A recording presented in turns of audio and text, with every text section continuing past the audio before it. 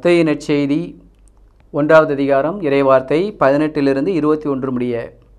இயேசு கிறிஸ்துவின் பிறப்பு ஒட்டிய நிகழ்ச்சிகள். அவருடைய தாய் மரியாவுக்கும் யோசேப்புக்கும் திருமண ஒப்பந்தம் செய்யப்பட்டிருந்தது.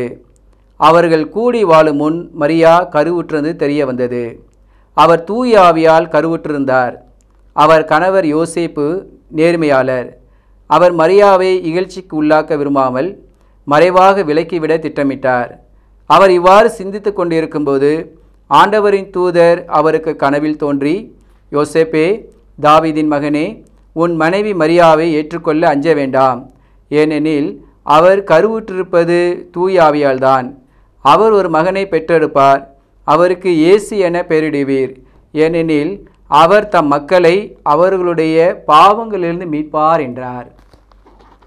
இயேசுவில் அன்புக்குரிய சகோதர சகோதரிகளே, இந்த பகுதி நாம் பல நாட்களாக பலமுறை நாம் கேட்டுக்கொண்டிருப்போம். நம்ம கோவிலில் ஒவ்வொரு முறையும் கிறிஸ்மஸ் நேரத்திலலாம் கேட்டுக்கொண்டே இருப்போம். அப்போ இயேசு எதற்காக வந்தார் என்றால், மக்களுடைய பாவங்களை அவர்களை மீட்பதற்காக இந்த உலகத்துக்கு வந்தார் என்று மத்தேயு நற்செய்தியாளர் சொல்கிறார். 1வது அதிகாரம் 21வது வசனத்தில் இயேசு என்று பெயர் சொல்லுங்கள். அந்த இயேசுடைய பெயருக்கு என்ன அர்த்தம்? மக்களின் பாவங்களிலிருந்து அவர் மீட்பார். அப்போ மீட்பு கிடைக்கணும்னா ஒரே ஒரு பெயர் தான் இந்த பூமியில் இருக்குது. விண்ணிலும் மண்ணிலும் ஒரே பெயர் இருக்குது. அது இயேசு என்ற பெயர் தான், இல்லையா? அதனால தான் திருத்தூதர் பணி 4வது அதிகாரம் நம்ம பார்க்குறோம். அந்த 4வது அதிகாரம் பார்த்தீங்க அப்படின்னாக்கா அதில் திருத்தூதர் சொல்லுவார், இயேசு என்ற பெயருக்கு விண்ணிலும் மண்ணிலும் வேறு எங்கும் கிடையாதுங்க. இயேசு என்ற பெயர் ஒன்று இருக்குதுனாக்கா விண்ணிலும் மண்ணிலும் நாம் மீட்பு பெறுவதற்கு அவர் பெயரை தவிர வேறு எந்த பெயரும் நமக்கு அருளப்படவில்லை. காரணம் என்ன அப்படின்னாக்கா, அந்தளவுக்கு வல்லமை உள்ள பெயர் தான் இந்த இயேசுடைய பெயர். திருத்தூதர் பணி 4வது அதிகாரம் 12வது வசனம். இவரால் அன்றி வேறு எவராலும் மீட்பில்லை. ஒரே வார்த்தையில் சொல்கிறார், இவரால் அன்றி வேறு யாராலையும் மீட்பு கிடையாது. வேறு யாரும் மீட்பு கொடுக்க முடியாது. பழைய ஏற்பாட்டில் பார்த்தீங்கன்னாக்கா வெள்ளாடுகளையும் இதை என்ன பண்ணுவாங்கனாக்கா ஆடு மாடையும் பலியிட்டு அதோட ரத்தத்தை தெளிப்பாங்க, பாவத்தை கடவுள் மன்னிச்சாருன்னு சொன்னோம். ஆனால் புதிய ஏற்பாட்டில் ஒரே வார்த்தையில் முடிச்சிட்டாங்க, இவரால் அன்றினா இயேசுவால் அன்றி வேறு எவராலும் மீட்பில்லை.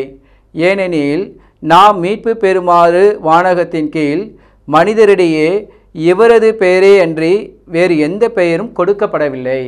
அப்போ நம்ம மீட்பு பெறுவதற்கு வானகத்தின் கீழ் இயேசு என்ற பெயரை தவிர வேறு எந்த பெயரும் நமக்கு கொடுக்கப்படவில்லை. அதனால தான் பார்த்தீங்க அப்படின்னாக்கா லூக்கா நற்செய்தி 5வது அதிகாரம் 32வது வசனத்தில் பார்க்குறோம், நேர்மையாளர்களை அல்ல பாவிகள் மனம் மாற அழைக்க வந்தேன். அப்போ இயேசு வந்தது என்னது? நேர்மையாளர்களுக்காக வரல, பாவிகள் மனம் மாறுவதற்காகவே நான் இந்த உலகத்திற்கு வந்தேன். அதனால தான் இயேசு பல இடங்களில் பார்த்தீங்க அப்படின்னாக்கா மக்களுடைய பாவங்களை மன்னித்து சுகம் கொடுத்தார் என்று நம்ம பார்க்குறோம். மனம் மாறி மன்னிப்பு பெற்ற சக்கேயு மிக முக்கியமான ஒரு மனிதர்னு பார்த்தீங்கன்னா சக்கேயுவை தான் நம்ம பார்க்கணும். சக்கேயு பார்த்தீங்க அப்படின்னாக்கா லூக்கா நற்செய்தியாளர் மட்டும்தான் சக்கேயுவை பற்றி எழுதியிருப்பார். 4 நற்செய்தியில் பார்த்தீங்கன்னாக்கா மற்ற 3 நற்செய்தியிலையுமே பார்த்தீங்கன்னாக்கா சக்கேயு வரமாட்டார். சக்கேயுன்ற கேரக்டரே கிடையாது. ஆனால் லூக்கா தெளிவாக என்ன பண்ணுறாரு, தன்னுடைய அதிகாரத்தில் பதிவு செய்கிறார். லூக்கா 19ல் சக்கேயு யார், சக்கேயு எப்படிப்பட்டவர், அப்படி எப்படி வாழ்ந்தார், அவருக்கு என்ன கிடச்சிச்சு, ஏன் அவர் இயேசுவை தேடி வரணும், இதெல்லாம் பார்த்தீங்க அப்படின்னாக்கா அவருக்கு சொல்லப்பட்டிருக்கு. சக்கேயு ஒரு பெரிய பணக்காரர். அதான் சொல்ல, வரி தண்டுபவருக்கு அவர் தலைவனாக இருக்கிறார் ஃபஸ்ட்டு. 2வது, அவர்கிட்ட நிறைய பணம் இருந்திருக்கு, செல்வாக்கு இருந்திருக்கு. இன்றைக்கி பணத்தினால நமக்கு வாழ்வு வரும்னு சொல்கிறோம். பணம் நமக்கு தேவை. ஆனால் அதே நிறைய பணம் இருந்துச்சுனாக்கா நிம்மதி கிடைக்குமான்னு நினைக்கிறோம். அது ஒரு கேள்விக்குறி தான். அப்போ இந்த சக்கேயு வீட்டை நிம்மதி இருந்தால் இயேசுவை தேட வேண்டிய அவசியமே இல்லை. இவர் குட்டையாக இருக்கிறனால காட்டு அத்தி மரத்து மேலே இருக்கிறார். சக்கேயு நினைக்கிறாரு, நான் தான் இயேசுவை பார்க்குறேன், இயேசு என்ன பார்க்கலன்னு அவர் நினைக்கிறாரு. ஆனால் படைத்தவருக்கு எல்லாமே தெரியலையா? ஏன்னா நிக்கேதேமு வருவதற்கு முன்னாடியே பிலிப்பு உன்னை கூப்பிடுவதற்கு முன்பு நான் உன்னை அத்தி மரத்தின் கீழ் கண்டேன் என்று சொன்னவர்கிட்ட இவர் என்ன பண்ணுறார், எரிக்கோவிலேருந்து வரும்பொழுது காட்டு அத்தி மரத்து மேலே ஏறி உட்காந்துக்கிறாரு சக்கேயு. அப்போ சக்கேயு கிட்ட வந்த உடனே தான் இயேசு அண்ணாந்து பார்த்து சொல்கிறாரு, சக்கேயுவே, நீ விரைவாக இறங்கி கீழே வா, இன்றைக்கி நான் உன் வீட்டில் தங்கணும். இந்த ஆசீர்வாதம் யாருக்கு கிடைக்கும்? 2025 கொஞ்சம் யோசிச்சு பாருங்கள். இயேசு என் வீட்டில் தங்கணுன்ற வார்த்தை அவர்கிட்டே வருது. நம்ம எப்போல்லாம் பைபிள் வீட்டில் படிக்கிறோமோ அப்போ இயேசு நம்மோடு தங்கியிருக்கிறாருங்க. காரணம், வாக்கு மனிதரானார்னு படிச்சிருக்கிறோம் இல்லையா? அந்த வாக்கு நம்மக்கிட்ட இருக்கணும்னா, நம்ம மனசில் இருக்குன்னா, திருவிழித்தை வாசிக்கும் பொழுது கண்டிப்பாக நம்மளோட இருப்பார். அதனால் சக்கை உடனே வரார், இறங்கி வரார். இறங்கி வந்த உடனேவே அவர் விரைவாக இறங்கி வந்து மகிழ்ச்சியோடு அவரை வரவேற்றார். லூக்கா நற்செய்தி 19:6 7வது வசனத்தில், இதை கண்ட யாவரும் பாவியிடம் தங்க போயிருக்கிறாரே இவர் என்று முணுமுணுத்தனர். எல்லாருக்கும் அந்த நேரத்தில் ஒரு கோபம் வரும். காரணம் என்னன்னாக்கா, இவர் வரி தண்டவருக்கு தலைவன்றப்போ வந்து பாவியாக தான் இருந்தாங்க. வரி தண்டவங்களாம் பாவியாக இருந்தாங்க. நாயக்காரர்களும் பாவிங்க, நல்லா புரிஞ்சுங்க, இடையர்களும் பாவிகள் தான்.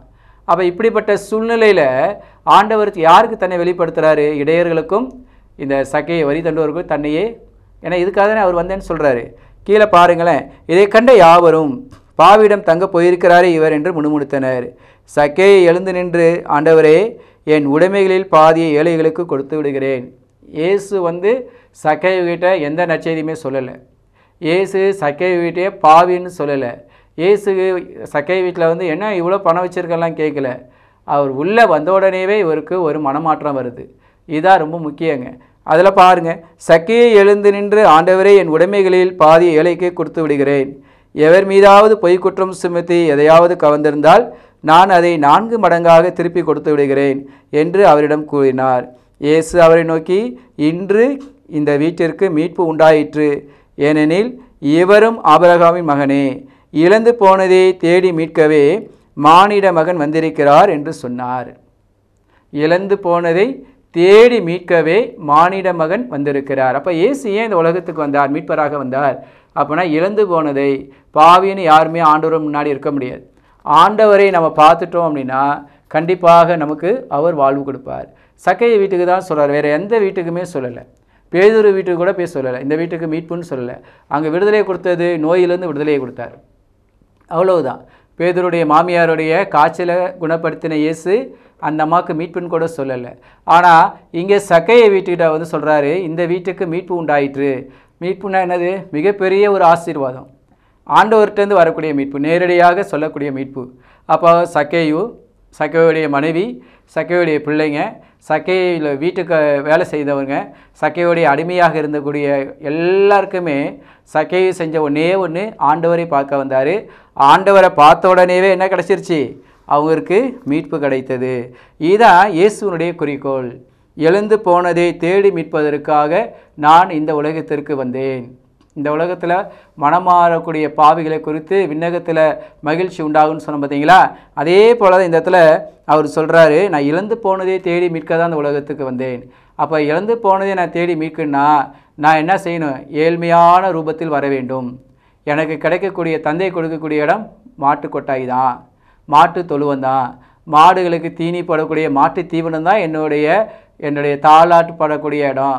என் அன்னை அங்கே தான் இருக்கணும். அங்கே கொசு கடிக்கும். அங்கே பார்த்தீங்க அப்படின்னாக்கா அந்த மாட்டினுடைய சாணங்கள் இருக்கக்கூடிய இடம் துர்நாற்றம் அடிக்கும், ஈக்கள் மிக்கும். அந்த இடத்துல உட்காந்து சாப்பிட முடியாது. அந்த சூழ்நிலையில் தந்தையாம் கடவுள் என்னை அனுப்பியிருக்கிறார்னு அதை ஏற்றுக்கொண்டார். அதை ஏற்றுக்கொண்டு திருக்குடும்பமும் அதை ஏற்றுக்கொள்கிறாங்க. அதான் ரொம்ப முக்கியம். சூசேப்பரும் அன்னை மரியாளும் இதுதான் தந்தையுடைய விருப்பம் என்றால் அதை நான் ஏற்றுக்கொள்கிறேன்னு சொல்லி அந்த குடிலில் அவர்கள் அமைகிறார்கள். அதை தான் பார்த்தீங்கன்னா யோவான் நற்செய்தி 3:17, உலகை மீட்க தந்தை அனுப்பினார். இயேசுவை எதுக்கு தந்தை அனுப்பினாராம்? இந்த உலகை மீட்டுக்கொள்வதற்காக அனுப்பினார்.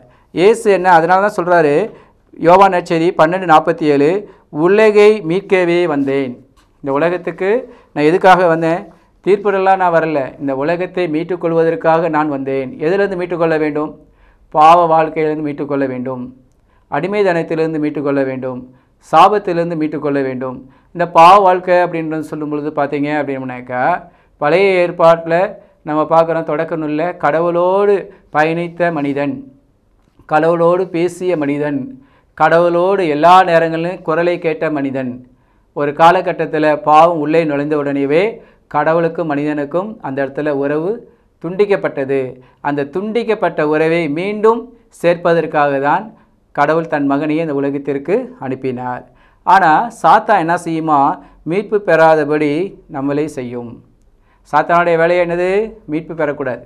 எல்லாரும் கடவுளுக்கு பிள்ளையாகக்கூடாது, எல்லாரும் எனக்கு பிள்ளையாகுன்னு சொல்கிறதுக்காக தான் அவன் என்ன பண்ணுறான், மீட்பு பெறாதபடி அந்த நற்செய்தின்ற வார்த்தையை எடுத்துடுறான். லூக்கா நற்செய்தி 8வது அதிகாரம் 12வது வசனத்தில் பார்க்குறோம், வழியோரம் விழுந்த விதைகள் இறை வார்த்தையை நம்பி மீட்பு பெறாதவாறு உள்ளத்திலிருந்து எடுத்துவிடும். சாத்தானுடைய வேலையே இதுதான். யூதாஸ் ஒரு பெரிய ஒரு எடுத்துக்காட்டு யூதாஸ் தான். இயேசுவோடையே 3 வருஷம் பயணித்த யூதாஸ், இயேசு செஞ்ச அனைத்து அற்புதங்களையும் பார்த்த யூதாஸ். அதே போல் லூக்கா நற்செய்தி 10வது அதிகாரத்தில் பார்க்குறோம், இயேசு தாம் போகவிருந்த ஊருக்கு முன்னாடி சீடர்கள்லாம் அனுப்புகிறாரு. அவங்களெல்லாம் போய் என்ன பண்ணுறாங்க, இறை வார்த்தையை அறிவிக்கிறாங்க, பேய்களை ஓட்டுறாங்க, நோயாளிகளை குணப்பாக்குறாங்க, அற்புதங்கள் அடையாளம் செய்த இந்த மக்கள் திரும்பி சொல்கிறாங்க, ஆண்டவரே உமது பெயரை சொன்னால் பேய்கள் கூட நடுங்குகிறது அப்படின்னு சொன்னோன்னே ஏசு சொன்னார், பேய் நடுங்குன்னு சொல்லாதப்பா, உன் பேரெல்லாம் விண்ணகத்தில் எழுதப்பட்டு இருக்க என்பது மகிழ் அப்படின்னு சொல்லப்பட்ட இந்த யூதாஸ் குரூப்பில் இருந்த யூதாஸ் காசாசைக்காக பிசாசு என்ன பண்ணுறான், அந்த மீட்பை திருடிடுறான். அதுக்கு யூதாஸ் இடம் கொடுத்தது தான் காரணம். நம்ம நினைக்கிறோம் இந்த உலகத்தில் எப்படியும் வாழலாம்னு நினைக்கிறோம், இப்படி தான் வாழ வேண்டும் என்று இயேசு நமக்கு சொல்லியிருக்கிறார். அப்போ யூதாஸ்கிட்ட அடிக்கடி எச்சரித்தார், மானிட மகனை காட்டி கொடுப்பவனுக்கு ஐயோ கேடு அப்படின்னு பல முறை சொல்லியிருந்தோம். அவர் அதை கேட்கல. கடைசியில் என்ன கிடச்சிச்சு, மீட்பு பெறாதவர் பிசாசு அழைச்சிட்டு போயிட்டான். இன்னும் ஒருத்தர் பார்த்தீங்கன்னாக்கா பணக்கார வாலிபன்னு சொல்லலாம். நான் மீட்பு பெற என்ன செய்ய வேண்டும், பணக்கார வாலிபன் கேட்டோன்னே நீ கட்டளையை கடைபிடிப்பா அப்படின்னு சொன்னனே, அவன் சொல்கிறான், நான் இளம் வயசுலேருந்தே கட்டளையை கடைபிடிக்கிறேன், விபச்சாரம் செய்யலை, நான் பொய் சொல்லலை, திருடலை, அப்படி எல்லாத்தையும் சொல்லிகிட்டே வந்துட்டோடனேவே கடவுள் பார்த்தார், உன்ட்ட ஒன்றே ஒரு குறை இருக்குது, உனக்கு உள்ளதை என்ன பண்ண ஏழைகளுக்கு கொடுத்துட்டு என்கிட்ட வா அப்படின்னே அவன் வருத்தத்தோடு சென்றான் இயேசுகிட்ட. அதுக்கப்புறம் அந்த வாலிபன் வந்ததாக திருவிழியத்தில் கூறப்படவில்லை. அப்போ இவங்க 2 பேரும் ஒரு சிறந்த எடுத்துக்காட்டு. அப்போ இவர்கள் யார், காணாமல் போன ஆடுகள். இவர்கள் யார், காணாமல் போனார்கள், மனம் மாற முடியாதவர்கள். இந்த மனம் மாறக்கூடியவர்களுக்காக தான் கடவுள் இந்த உலகத்துக்கு வந்தார். 100 ஆடு இருக்குன்னா அந்த 99 ஆடுகளையும் அப்படியே காட்டில் விட்டுட்டு காணாமல் போன அந்த ஒரே ஒரு ஆடை மட்டும் அந்த ஆயன் என்ன செய்கிறார், போய் கண்டுபிடிச்சி சந்தோஷமாக மகிழ்ச்சியோடு வராரு. அதே போல் ஒரு பாவி மனம் மாறும் பொழுது விண்ணகத்தில் மிகப்பெரிய சந்தோஷம் உண்டாகும். இதை தான் நம்ம பார்க்குறோம், மிக அருமையாக ஆண்டவர் நமக்கு சொல்கிறாரு. அதுவே மத்தேயு நற்செய்தி 15:24 இஸ்ரேல் குலத்தார்கள் காணாமல் போன ஆடுகளிடமே நான் அனுப்பப்பட்டேன். ஏன்னா முதல்ல இந்த இஸ்ராயல் மக்களுக்கு கடவுள் என்ன பண்ணாருனாக்கா, அவங்கள்ட்ட தான் பிறந்தார், இந்த இஸ்ராயல் மக்கள்கிட்ட தான் அவர் வாழ்ந்தார், அந்த இஸ்ராயல் மக்களோடையே பழகினார், அவங்கள்ட்டையே என்ன இறை வார்த்தையெல்லாம் சொன்னார். ஏன்னா அவங்களுக்கு பழைய ஏற்பாடை பற்றி கொஞ்சம் தெரியும், மெசியாவை பற்றி தெரியும், இறை வாக்கினர்களை பற்றி தெரியும். அது சொல்லும் பொழுது அவங்க கொஞ்சம் புரிஞ்சுக்குவாங்களேன்றதுக்காக அவர் பிறந்த ஊரில் தான் என்ன பண்ணுறாரு, நாசரேத்து இயேசு தான் எல்லா ஊர்லேயுமே கலிலேயா நாசரேத் போகிறார், சமாரியாவும் போகிறாரு, சமாரியா புறவினத்தார் வாழக்கூடிய இடத்துலையும் போகிறாரு. அதே போல் தான் கானானிய பெண்ணு ஒரு அம்மா வராங்க. இந்த கானானிய பெண்ணுடைய இது பார்த்தீங்க அப்படின்னாக்கா, இவங்க பாகால் தெய்வத்தை வழிபடக்கூடியவங்க. இந்த பாகால் தெய்வத்தை பற்றி பழைய ஏற்பாட்டில் நம்ம எலிசா தீர்க்கதரிசி இறைவாக்கினவர்களையே நம்ம பார்க்கலாம். அப்போ இந்த பாகால் வழிபாடு பண்ணாலும் தான் மகளுக்கு குணம் கிடைக்கணும்னு சொல்லி இயேசுகிட்ட வராங்க. அப்போ ஆண்டவர் ஒரே வார்த்தையை சொல்கிறாரு. என்ன வார்த்தை சொல்கிறாரு, இஸ்ராயல் குலத்தார்கள் காணாமல் போன ஆடுகளை நான் அனுப்பப்பட்டேன். அவர் அனுப்பப்பட்ட நோக்கம் இது, இந்த மக்கள்கிட்ட சொல்லுவேன்னு. ஆனால் அந்த அம்மா என்ன பண்ணுறாங்கனாக்கா, விடாமல் போய்கிட்டே இருந்து அந்த நம்ம ஆண்டவர்கிட்ட என்ன பண்ணுறாங்க, அவருடைய இரக்கத்தை பெற்றோனேவே அவர் சுகம் கொடுத்து அனுப்புகிறார். காரணம் என்னன்னாக்கா, இயேசு கிறிஸ்து இந்த உலகத்துக்கு எல்லாருக்கும் மீட்பு கொடுக்க வந்தார். இல்லை நான் தான் நீ தான் கிடையாது. யாரெல்லாம் அவர் உற்று பார்க்குறோமோ, அவர் சொன்னார் இல்லையா, சிலுவையில் நான் தொங்கின பிறகு யாரெல்லாம் என்னை பார்க்குறான் அவளை நான் ஈர்த்துக்கொள்வேன் அப்படின்னு சொன்ன கடவுள், இந்த பெண்ணு என்ன பண்ணுறாங்க, உயிரோடு இருக்கும் பொழுதே அவர் பணி செய்யக்கூடிய காலத்திலேயே தன் மகளை சுகப்படுத்துகிறார். அதனால தான் பார்த்தீங்க அப்படின்னாக்கா, இயேசு அவருடைய மந்தையில் இருந்தால் நாம் காணாமல் போக மாட்டோம். இயேசுடைய மந்தையில் இருந்தால் நம்ம என்ன செய்ய மாட்டோம், கண்டிப்பாக காணாம போக மாட்டோம். யோவான் நற்செய்தி 10:28 நிலை வாழ்வு அளிக்கிறேன், அவளுக்கு நான் என்ன கொடுக்குறேன், அந்த என்னுடைய ஆடுகளுக்கு நான் முதல்ல நிலை வாழ்வு அளிக்கிறேன். ரெண்டாவது அது என்றுமே அழியாது. என்கிட்ட இருக்கிறது என்னது, என்றுமே அழியாது. என் கையிலிருந்து யாரும் அதை பறித்து கொள்ள முடியாது. அதான் சொல்கிறாரு, நான் என்னுடைய கையில் நான் வச்சுருக்கக்கூடிய என்னுடைய பிள்ளைகளை என் கையிலேருந்து அவங்கள என்ன செய்ய முடியாது, யாருமே பறித்து கொள்ள முடியாது. யோவான் 6:39 என்னிடம் ஒப்படைக்கும் எவரையும் நான் அழிய விடாமல் காத்து வந்தேன். கடைசி வரைக்கும் என்ன பண்ணார், இதுதான் ஆண்டவர் தன்னுடைய சீடர்களுக்காக கடைசி வரைக்கும் அவர் போராடினார்.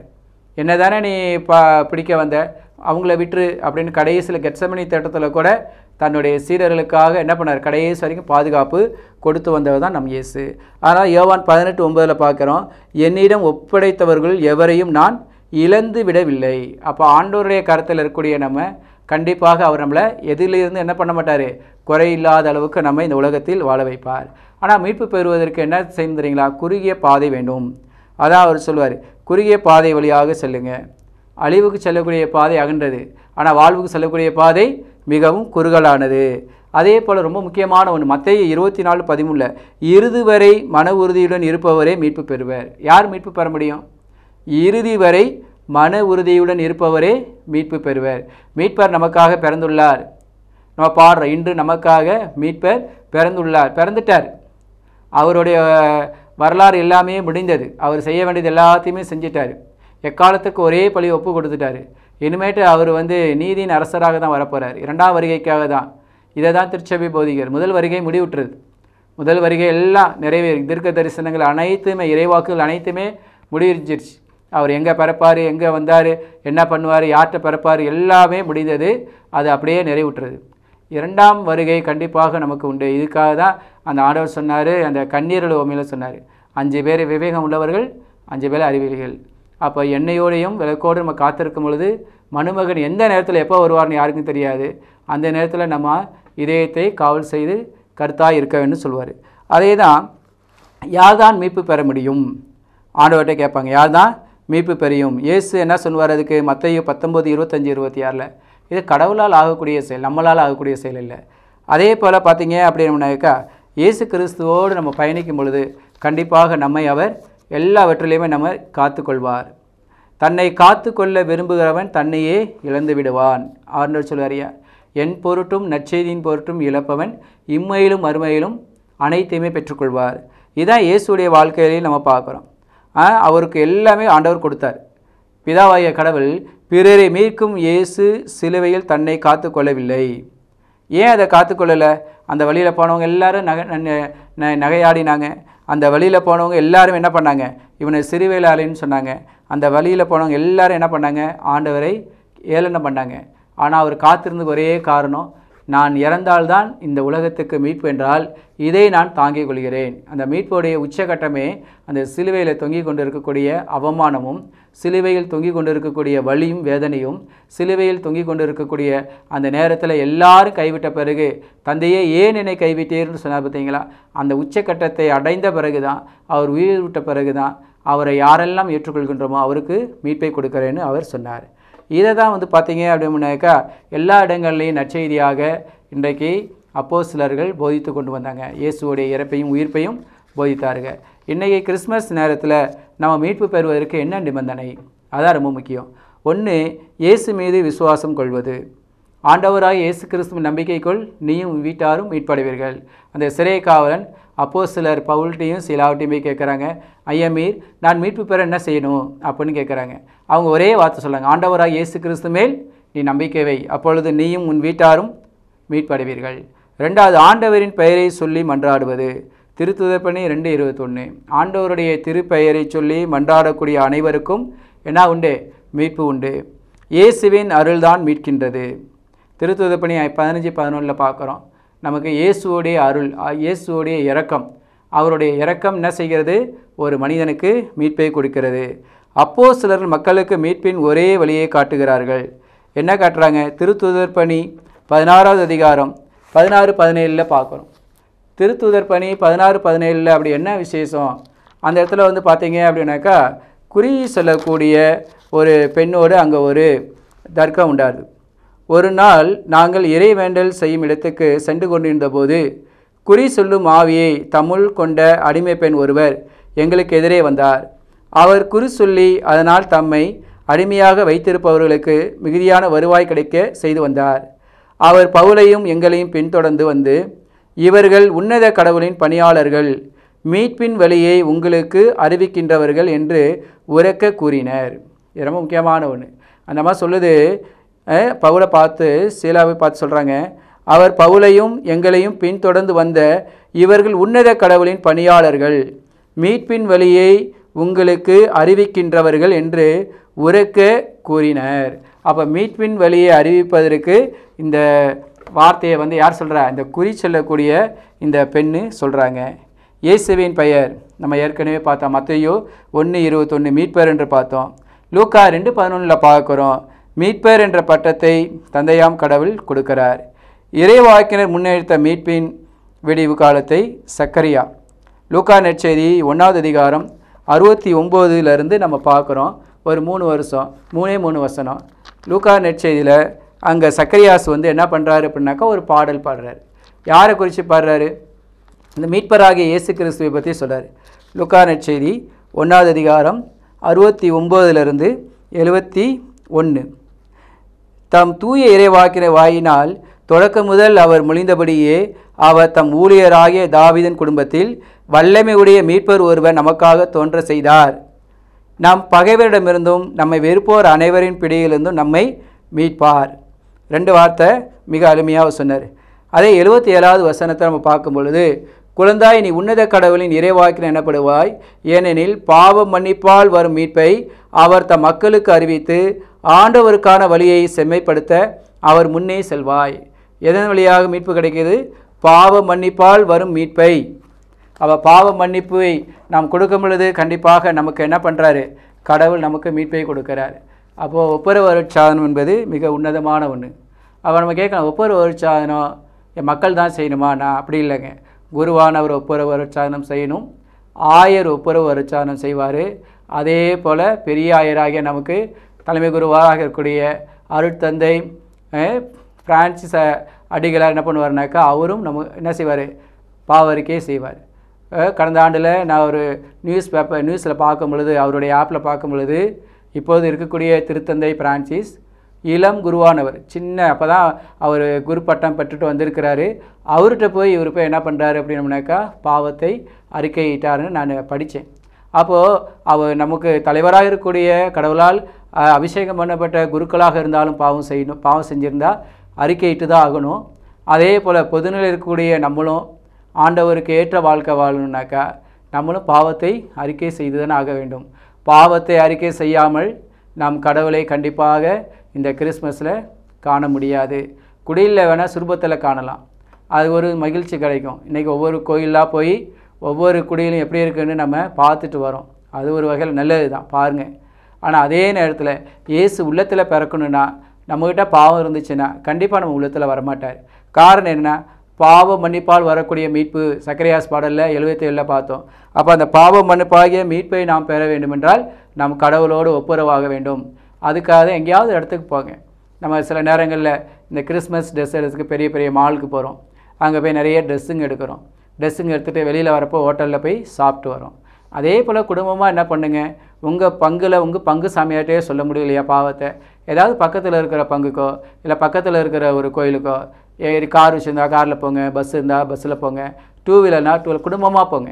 குடும்பமாக போய் ஒரு இடத்துல போய் நல்ல ஒரு திருப்பலியை ஒப்பு கொடுத்துட்டு, அதுக்கு முன்னாடி பாவ சங்கீர்த்தனை செஞ்சுட்டு, அதன் பிறகு திருப்பலியை ஒப்பு கொடுத்து அந்த ஆண்டவரோட நற்கரணையை பெற்றுட்டு வரும்பொழுது வேணால் எங்கேயாவது ஒரு டின்னர், எங்கேயாவது ஒரு ஹோட்டலில் போய் சாப்பிட்டுட்டு அதுக்கப்புறம் வீட்டுக்கு வந்து பாருங்கள். இதை விட ஒரு பெரிய மகிழ்ச்சி, இதை விட ஒரு பெரிய சந்தோஷம், இதை விட ஒரு பெரிய ஆனந்தம் இந்த உலகத்தில் நம்ம எதுக்குமே கிடைக்காதுங்க.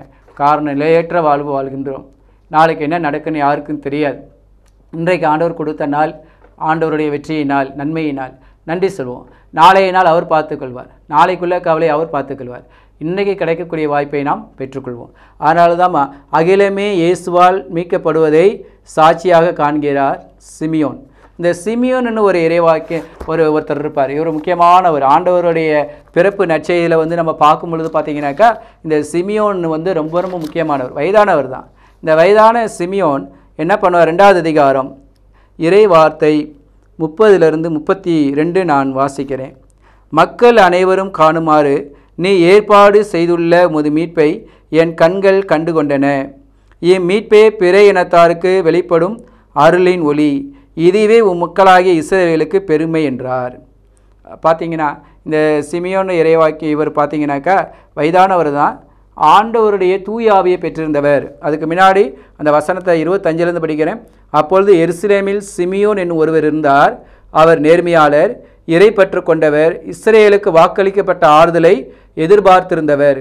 தூய ஆவியை அவர் பெற்றிருந்தார். ஆண்டவருடைய மெஸ்ஸியாவை காணும் முன் அவர் சாக போவதில்லை என்று தூய ஆவியால் உணர்த்தப்பட்டிருந்தார். அந்த ஆவியின் தூண்டுதலால் அவர் கோவிலுக்கு வந்திருந்தார். திருச்சட்ட வழக்கத்திற்கு ஏற்ப செய்ய வேண்டியதை குழந்தை இயேசுவுக்கு செய்து முடிக்க பெற்றோர் அதனை உள்ளே கொண்டு வந்தபோது சிமியோன் குழந்தையை கையில் ஏந்தி கடவுளை போற்றினது. பார்த்தீங்களா? அப்போ தூய ஆவியினால் ஆட்கொள்ளப்பட்ட சிமியோன் கோயிலுக்கு வராரு. அந்த ஆவியினால் தூண்டப்பட்டுதான் இந்த பாடலை பாடுறாரு. என்ன பாடுறாரு? 30 இம்மீட்பே பிற இனத்தாருக்கு வெளிப்பாடு அருளும் ஒளி, இதுவே உன் மக்களாகிய இஸ்ரவேலுக்கு பெருமை. பிற இனத்தாராகிய நமக்கு இந்த மீட்பு தான் என்னது ஆண்டவர் கொடுக்க வந்திருக்கிறார். எல்லாருக்குமே கொடுக்க வந்த, உலகத்தில் எல்லாரும் கொடுக்க வந்தார். அதனால தான் அந்த வால்நட்சத்திரத்தில் அந்த ஞானிகளுக்கு தன்னை வெளிப்படுத்தினார். தன்னை வெளிப்படுத்தி என்ன சொல்கிறாரு? இந்த இடத்துல தான் போகணும், போகும் பொழுது ஒரு வழி, வரும் பொழுது மற்றொரு வழி. காரணம், மறுபடியும் ஏரோதுக்கு வந்தால் ஏரோது உண்மையிலேயே குழந்தை இயேசுவை வழிபடுவதற்காக வரமாட்டான். அந்த குழந்தை இயேசுவை கொல்வதற்காக வருவான்னு சொல்லி கடவுள் என்ன பண்ண, இயற்கையின் வழியாக அவர்களை வழி நடத்தினார். நம்மையும் கடவுள் என்ன பண்ணுவார்? எவ்வளோ பெரிய இயற்கை சூழ்நிலைகள் வாழ்நிலை நமக்கு அறிவித்தாலும் சரி, கடவுள் நம்மோடு இருக்கும் பொழுது கண்டிப்பாக எந்த ஒரு பாதிப்பையும் இந்த உலகத்தில் நமக்கு அவர் கொடுக்க மாட்டார். திருமுழுக்கு யோவான் சொல்லாலியா, மனிதர் அனைவரும் கடவுள் அருள் மீட்பை காண ஆயத்தம் செய்கிறார். திருமுழுக்கு யோவான் இந்த சக்கரியாசோடைய மகன், வயிற்றில் இருக்கும் பொழுதே தூய ஆவியினால் ஆட்கொள்ளப்பட்டவர். அன்னை மரியாள் எலிசபெத் அம்மாளை சந்தித்தவுடனேவே திருமுழுக்கு யோவான் வயிற்றில் துள்ளினார். எலிசபெத் அம்மாளும் தூய ஆவியினால் நிரம்பினார் என்று நாம் பார்க்கிறோம். இந்த திருமுழுக்கு யோவான் என்ன பண்ணுறாரு? லூக்கா நற்செய்தி 3வது அதிகாரம் இறை வார்த்தை 2லிருந்து பார்த்தோம் அப்படின்னம்னாக்கா அவர் சொல்கிறாரு, அந்த வார்த்தையில் அன்னாவும் கயப்பாவும் தலைமை குருக்களாக இருந்தனர். அக்காலத்தில் செக்கரியாவின் மகன் யோவான் பால நிலையத்தில் வாழ்ந்து வந்தார். அவர் கடவுளின் வாக்கை பெற்றார். பாவ மன்னிப்பு அடைய மனமாறி திருமுழுக்கு பெறுங்கள் என்று யோர்தான் ஆற்றை அடுத்துள்ள பகுதிகள் அனைத்துக்கும் சென்று அவர் பறைசாற்றி வந்தார். இதை பற்றி இறைவாக்கின ஏசாயாவின் உரைகள் அடங்கிய நூலில் இவ்வாறு எழுதப்பட்டுள்ளது. அது என்ன நூல் அப்படின்னம்னாக்கா, பாலை நிலத்தில் குரல் ஒன்று முழங்குகிறது, ஆண்டவருக்காக வழியை ஆயத்தமாக்குங்கள், அவருக்காக பாதையை செம்மையாக்குங்கள். பள்ளத்தாக்குகள் எல்லாம் நிரப்பப்படும், மலை குன்று யாவும் தாழ்த்தப்படும், கோணலானவை நேராக்கப்படும், கரடு முரடானவை சமதளமாக்கப்படும். மனிதர் அனைவரும் கடவுள் அருளும் மீட்பை காண்பர். மனிதர் அனைவரும் கடவுள் அருளும் மீட்பை காண்பர். கடவுள் அருளக்கூடிய மீட்பை மனிதர் அனைவருனாக்கா எல்லா மனிதருக்கும் ஆண்டவராக இயேசு கிறிஸ்து வந்திருக்கிறாருன்னு தெரியும். எல்லா மனிதருக்கும் ஆண்டவராக இயேசு கிறிஸ்து மீட்பர் என்று தெரியும்.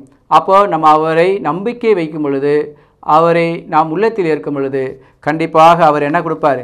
இந்த கிறிஸ்மஸ் மிக சந்தோஷமான கிறிஸ்மஸாக நமக்கு வாழ வழி செய்வார். இந்த புதிய ஆண்டில் ஆண்டவரிடம் கேட்போம், கண்டிப்பாக அவர் நமக்கு எல்லாவற்றையும் கொடுப்பார்.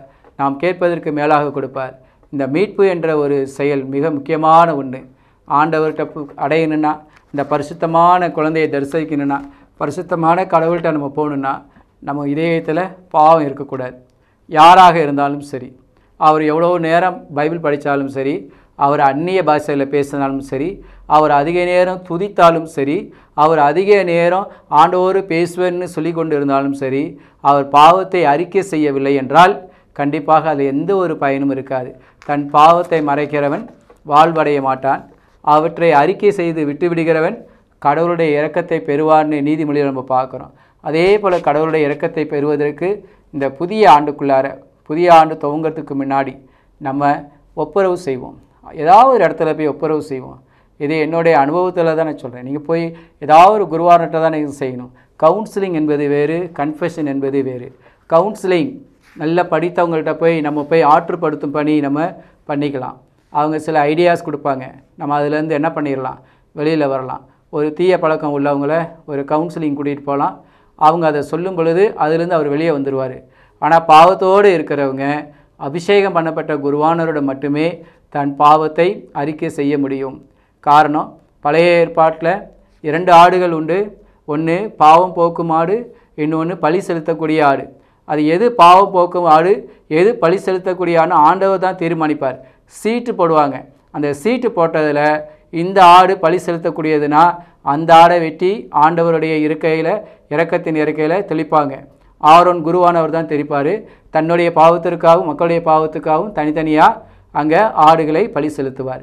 பாவம் போக்கும் ஆடுனா அந்த பாவம் போக்கும் ஆட்டினுடைய தலையின் மேலே கையை வச்சு மக்களுடைய பாவத்தையும் தன்னுடைய பாவத்தையும் அந்த ஆட்டுக்குட்டி மேலே சுமத்தி அது போக்கு ஆடாக பாளையத்துக்கு வெளியில் கொண்டுட்டு போய் விட்டுட்டு வந்துடுவாங்க.